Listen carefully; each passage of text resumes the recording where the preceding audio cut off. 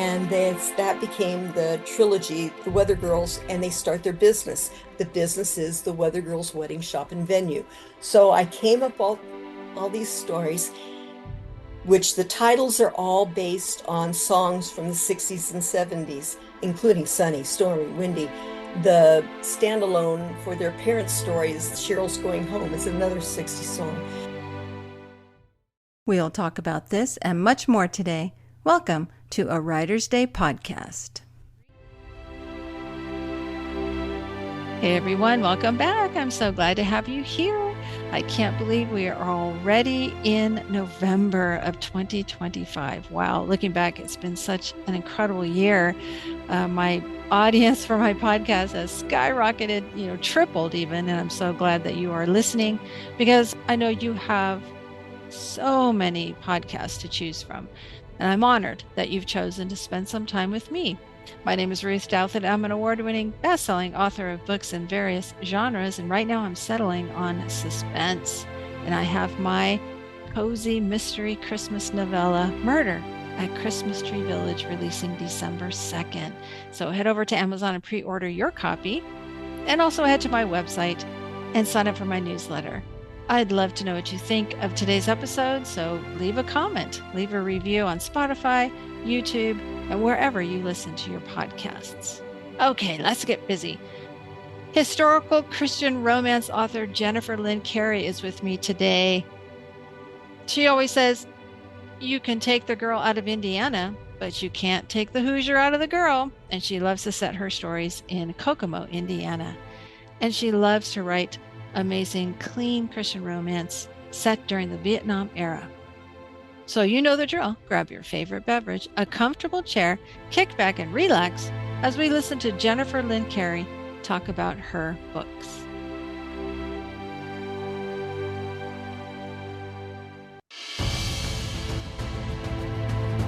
Hey everyone, welcome back. I'm so excited to be talking with my friend and critique partner, Jennifer Lynn Cary. Welcome, Jennifer. Hi, it's good to be here. It's good to be with you, Ruth. It's always fun to talk writing, especially with my critique partner. You know me best. Well, why don't you tell my listeners about yourself and then we'll talk about your latest release. Okay, oh boy, I've been married for 45 years last month. I'm a mother of three beautiful daughters who are all grown and giving us grandchildren who are very wonderful and brilliant, and they're all in school now as of this fall. And the oldest one is a senior and the youngest one in kindergarten, so there's a wide gap. Yeah. We have our girls chose well with wonderful sons-in-law, and I have retired from teaching, and now I write. I thought I was going to write for a hobby, and I've got picked up a second career. So. That's wonderful. That's better for us. So. Well, so did you always feel you'd be a writer when you were young? Yeah, I might have had an idea. My goal was to be on Broadway. That was my goal. I wrote plays for the neighborhood kids. I wrote my sister's stories for English Lit and slipped them to her. Yeah, I remember doing that one. And even in college, I just for the fun of it, I would write stories and things. So it was always something I enjoyed doing. I even did some writing when my kids were little, our son had cystic fibrosis, and I tried to write a magazine article about that. But it took a long while, and I had this idea. My mom had wanted us to get into the Daughters of the American Revolution, and had figured out that Davy Crockett's father had been in the American Revolution, and we knew that our lineage was to Davy Crockett. We just had to have proof of it. So she had been down at the Alamo on a trip and found a book that even listed my grandfather. So all we had to do was prove that I was related to my father and my father was related to his father. And we had it there and it was accepted. So in the process, I was the only one in the family who didn't get to go to the Alamo. I made a point of going later and seeing all this, but in reading the information my mother had, I saw a story there. It was like two paragraphs, and I wanted to write this story. And I found a lady at our church who was well published. She didn't write too many. She didn't write fiction. She wrote devotionals and things like that. But she understood, and she was very prolific with Sunday school material. And she would set her own deadlines. They would give her one deadline, and she would give herself a different one that was much shorter. And she would work and work and work. And I got a call one day that she was in the hospital, found out she had broken her wrist. Now, mind you, she was in her 80s at this time. She had broken her wrist, but she would not call for help. She lived alone, would not call for help until she'd met her deadline with one hand, getting it all done. And so she was, with her as my mentor, it was like I knew to double down and work. And she and her husband were very good to me and very helpful. Um, Giving me ideas what I could do, and took me to one of my very first conferences, or it was actually the International Booksellers Association, Hmm. and that was down in Orlando. And I met, um, one of the big ones that I met was Bodie Taney, and she looked at me, and all of a sudden she goes, "I have a quote for you." She goes, "The blood of the martyr is as precious. No, no, the ink of the scribe is as, okay, I'm getting it backwards. The blood of the martyr is as precious to the Lord as the ink of the scribe." And so I contacted her when we first started CWOW and asked her if we could use that as on our website. And she said yes.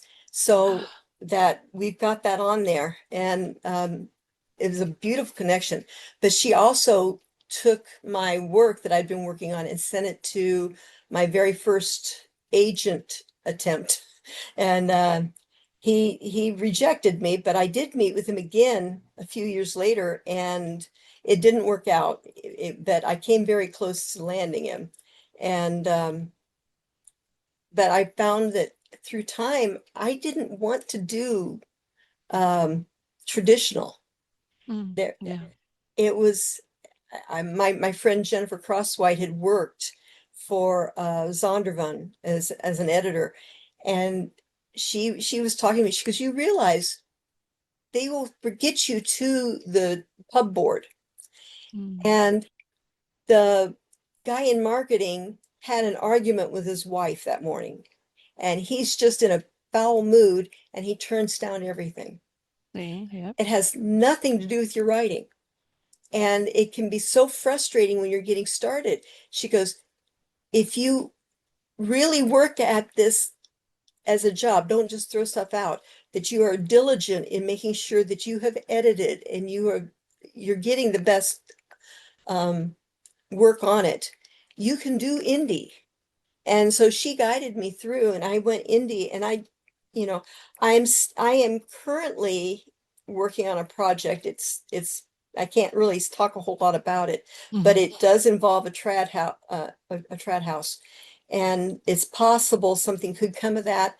But in the process, I am keeping my indie roots because I don't want to leave indie.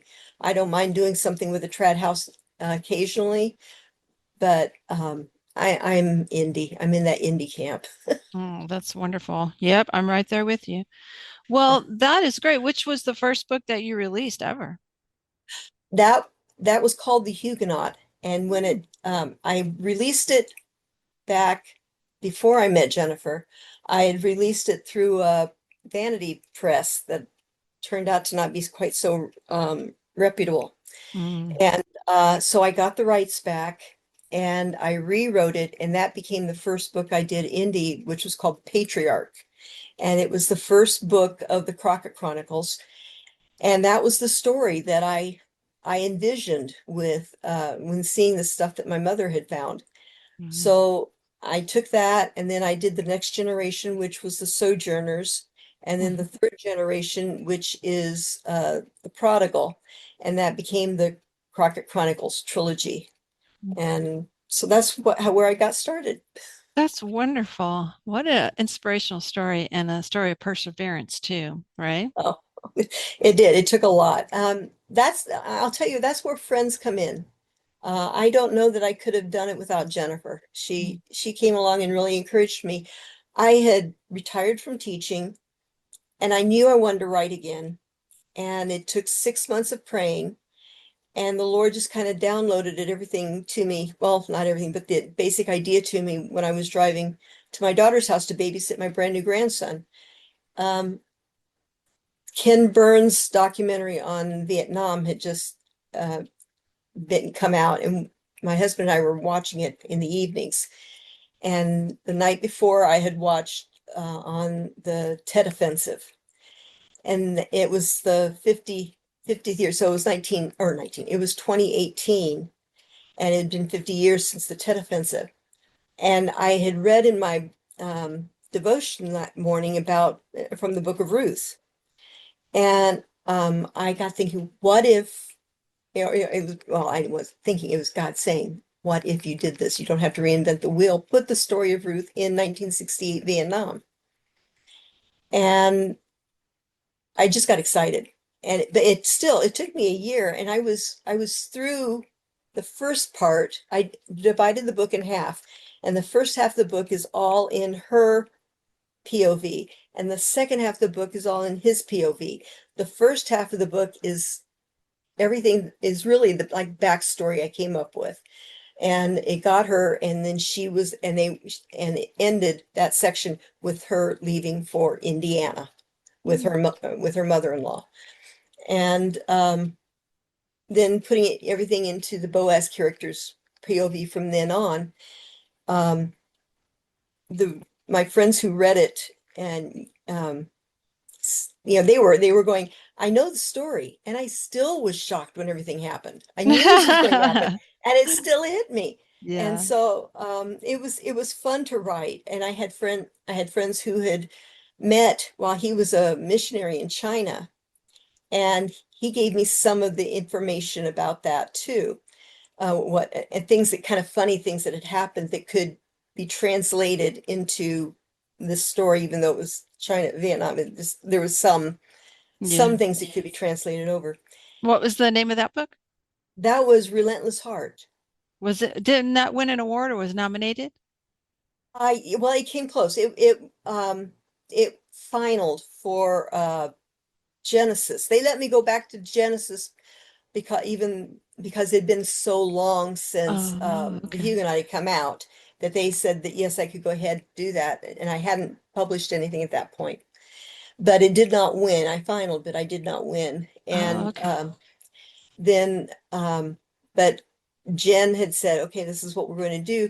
Instead of starting with Relentless Heart, let's go back to, you've got, Huguenot written, let's update it, or let's work on it, let's fix it. And we added, it went from being about 60,000 words to 100,000, on close to 100,000 words. Wow. And so I really worked it over, and we put that out. I had Sojourners on a shelf, and we worked on it. It was already pretty close to 100,000 words, and I cleaned it up and worked on that, and she edited that. Then I had to write Prodigal, and I had something like 6 to 8 weeks to write it, and I had never written a book so fast.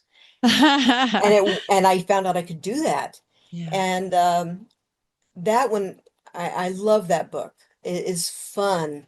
I don't think I would ever want to go back to writing historicals and that kind of historical again, but it was fun. And there was the high seas adventures, and there were pirates, but it was also colonial America and pre-revolution. And I was able to go back to Ireland at one point, and it was just fun. And I was able to, there were, because they were aboard ship, and they would stop in these different places. um I brought in a young Sam Adams. He was still a kid at this point. Mm-hmm. He hadn't grown up, but how he ran an errand for his father in the tavern. Um, and just had them what it looked like in New York when they landed there, what would have been the common grounds. And um, so describing these places as, when they hadn't, um, before the revolution, before war came through and tore everything up. So that was fun. And but I really enjoyed the character.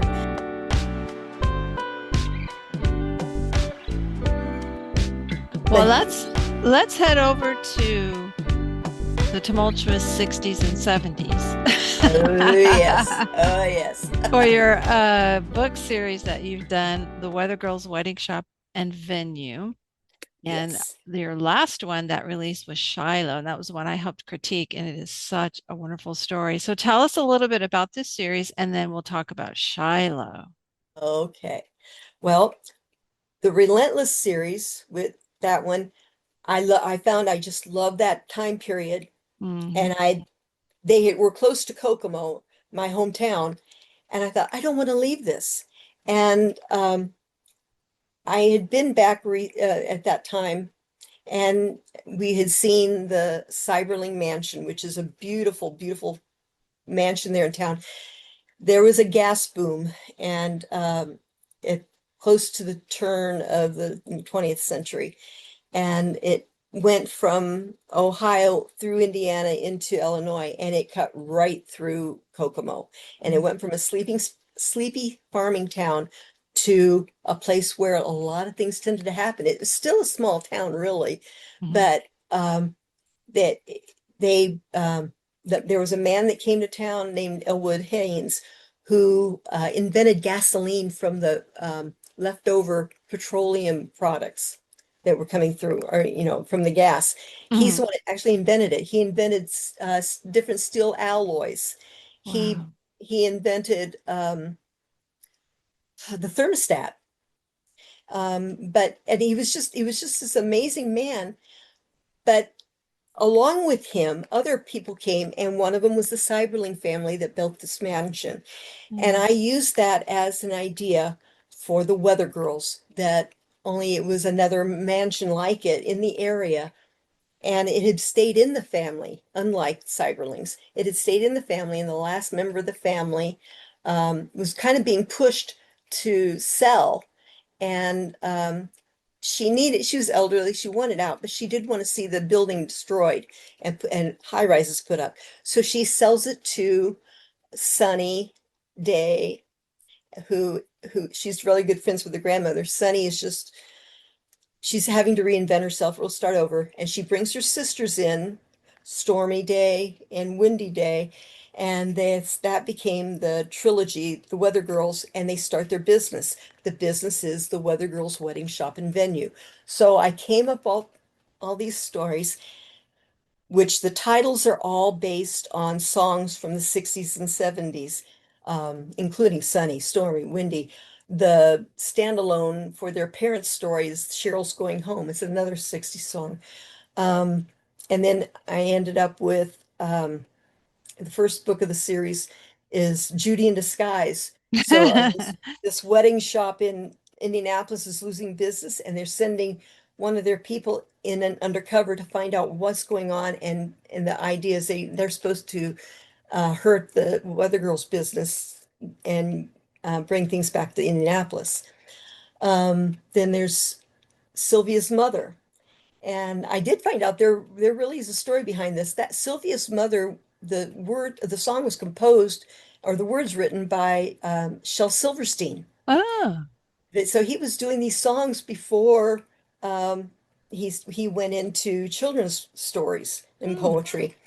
He did uh, see, he did Boy, boy named Boy Named Sue. Sue, Yeah. and he did for Cover the Rolling Stone, Hmm. but that was for Dr. Hook and the Medicine Show. But he also did Sylvia's Mother, which was actually based on a love story in his own life. Oh, But wow.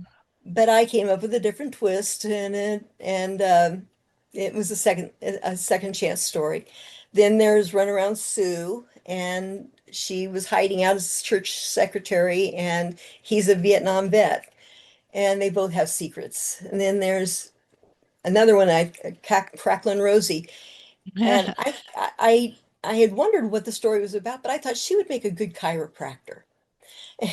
And so, and then you put her against her um, against a doctor, an MD, and the sparks could fly that way. Turns out a friend of mine from high school and grade school even, her father had been a chiropractor in Kokomo, and she was wonderful about helping check it for to make sure it was accurate, but telling me the stories of the things that happened to chiropractors in those days. And it was just, oh my goodness, how that could happen. But so that was the first four books. Then I went to going single title or single word titles. So you had Ronnie, which was she turned out to be a cousin of the Weather Girls and brought in some of that. That was based on a song by Frankie Valli and the Four Seasons. And then you had Tracy, which was the Cufflinks, and the song by the Cufflinks. But I had so much fun with that one, and that one actually took second in Selah Oh, yeah, that's last right. I year. remember that. Yeah, that's And wonderful. that was so fun. And so then after and Tracy was had been Sue's roommate, run around Sue's roommate, so that worked out. And then the next one was Shilo after Tracy, and um, I had had this in my head, and all the time I'm writing Tracy, Shiloh's going, but I want my turn. I want my turn. And I just pictured her. I had such visions of her in my head. I knew she had a tiny gap between her teeth. I knew she had a thick blonde, strawberry blonde braid that she wore, and that she had been a Brett girl. She had been um, a part of the iconic stories of the 60s. And she had, partied with at the Monterey Festival with Mama Cass. And she had been on the dating game, didn't win, but, the guy wished he had picked her. Just all sorts of stuff. But I was able to also bring in the Jesus Revolution movement. And she went from Brett Mhm. girl to hippie to Jesus people. And Lonnie Frisbee and his wife saved her life, literally. Found her in a hospital and prayed for her. And not only prayed and then she received Jesus, but prayed for her. And the next day, the doctors had no understanding of what happened, but she was released from the hospital, totally healed. Hmm. So she totally gave herself to Jesus and was living in San Diego when she gets this call that her grandfather had died, and the lawyer who happened to be her high school friend, best friend, was the lawyer and asked her to come back. Of course, she'll come back, but she's not going to ask for the money. She's not going to put a burden on anybody. She hitchhikes all the way back.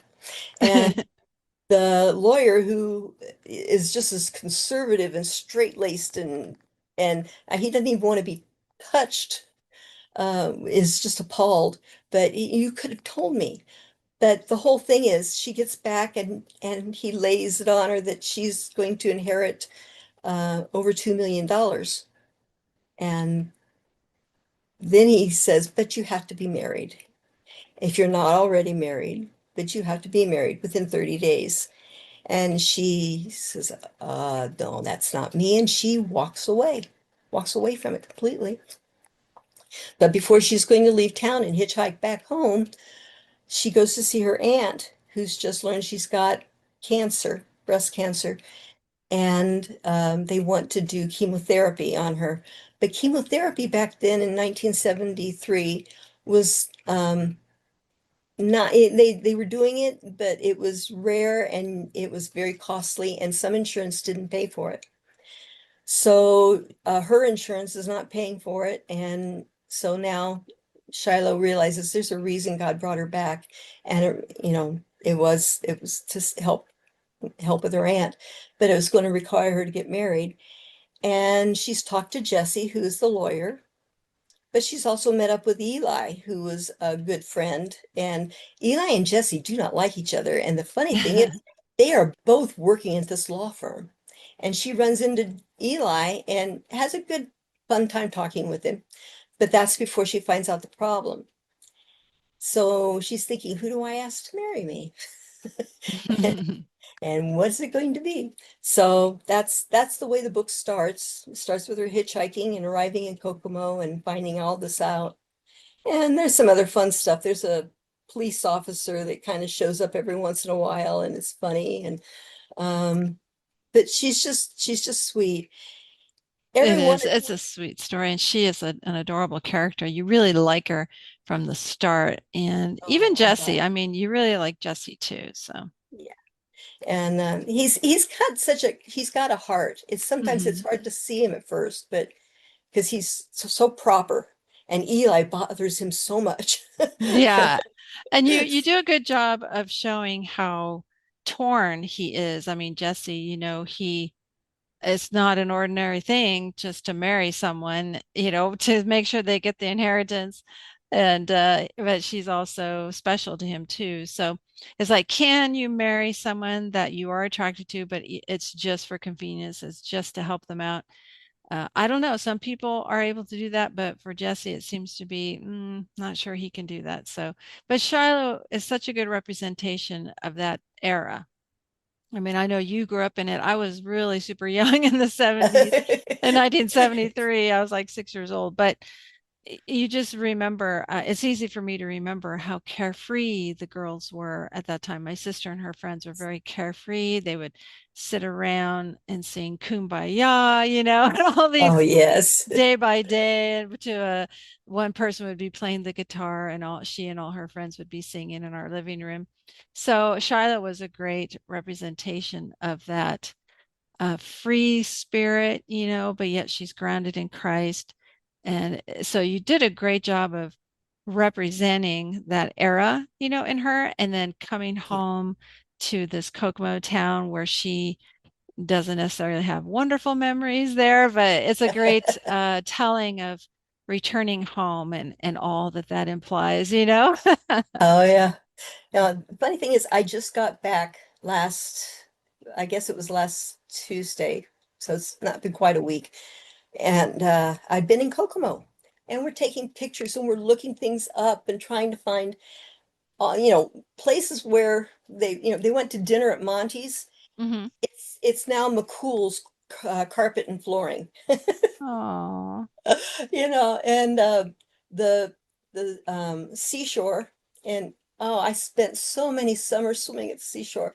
And every year the graduating class held their final party right there. Um, it's now called Kokomo Beach. Mm-hmm. So, but it's still there. That's the good thing. I was able to grab some pictures. They've done some changes, definitely lots of changes. Um, but it's funny. Foster Park is still Foster Park, and that's where she's waiting for the time to be able to go and see Jesse. The funny thing is, I didn't realize just how close it was to other things, getting Mm-hmm. back there and actually driving it and seeing, oh yeah, I looked things up on maps, and I talked to friends on that I went to high school with, to get memories and what would be a good restaurant that would have been in this area kind of thing. And Mm-hmm. they get in these big discussions. So Well, Shiloh is out in the world right now, so you can head it over to is. Amazon and pick up your copy. It's book 7 of 8 in the Weather Girls Wedding Shop and Venue. And so, what's coming next for you, Jennifer? I am working on book 9, Mm. and oh boy, I think I should have it finished up this week. It's called Pieces of April. And I always love that song.